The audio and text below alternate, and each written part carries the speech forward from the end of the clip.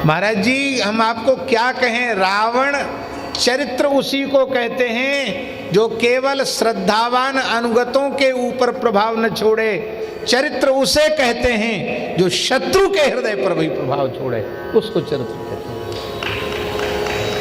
हैं। रावण ने कहा, अरे प्रहस्त, मैं तो तुम्हें बड़ा बुद्धिमान समझता था, पर तू बड़ा भारी मूर्ख निकला है? तू मुझे यह प्रेरणा दे रहा है कि श्री राम जी का रूप में धारण करूं।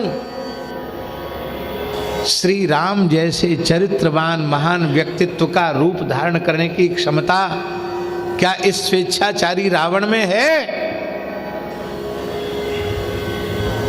तुम्हें पता नहीं, मैं जिसका स्वरूप धारण करता हूं पहले उसका अनुसंधान मुझे करना पड़ता है, तो मुझे बहुत भय है।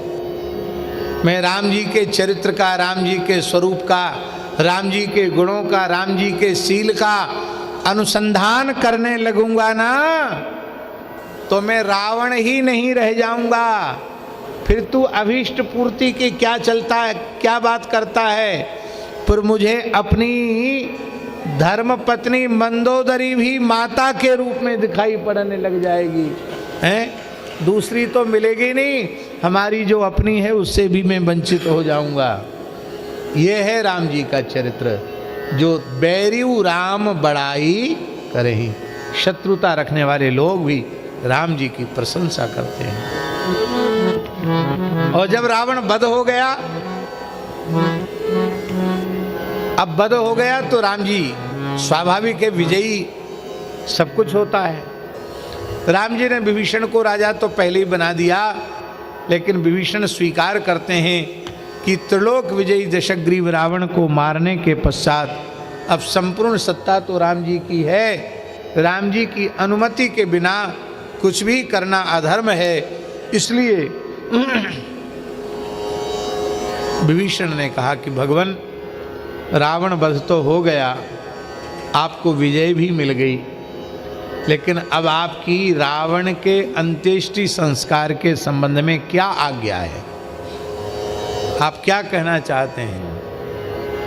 इसका मतलब है कि आप अनुमति दें तो उसका सविधि अंत्येष्टि संस्कार हो, और यदि आप अनुमति न दें तो जाने दो, मर गया मर गया।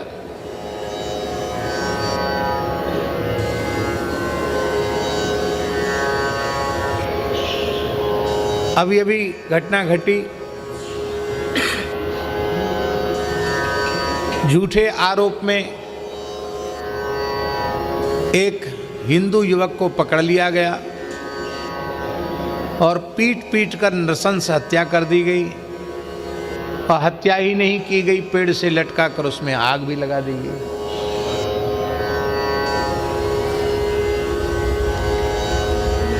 मनुष्य कितना नीचे गिर सकता है, आप विचार कीजिए। कल्पना भी नहीं कर सकता, इतनी क्रूरता, इतनी निर्दयता क्या किसी मनुष्य में हो सकती है क्या? और इधर राम जी को देखो, राम जी कह रहे हैं, मरणान्तानि वैराणि यथा भ्राता तथा मम।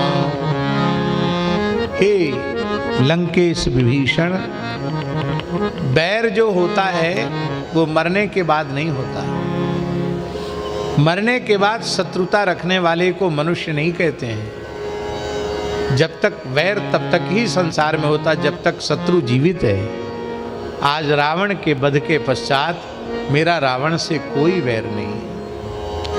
चलो ये बात तो ठीक है कि हमारा वैर नहीं, लेकिन आगे की जो बात राम जी कह रहे हैं, राम जी कहते हैं कि जैसा तुम्हारा पूज्य बड़ा भाई रावण है, ऐसे ही मैं तुम्हारा मित्र हूं।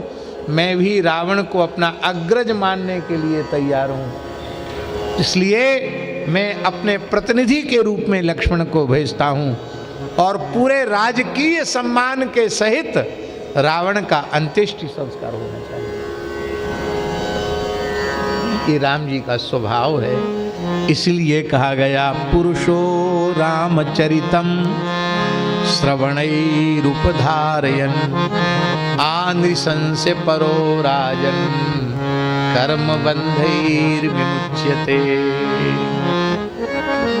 इसलिए हर मनुष्य को प्रतिदिन रामचरित्र अवश्य पढ़ना चाहिए।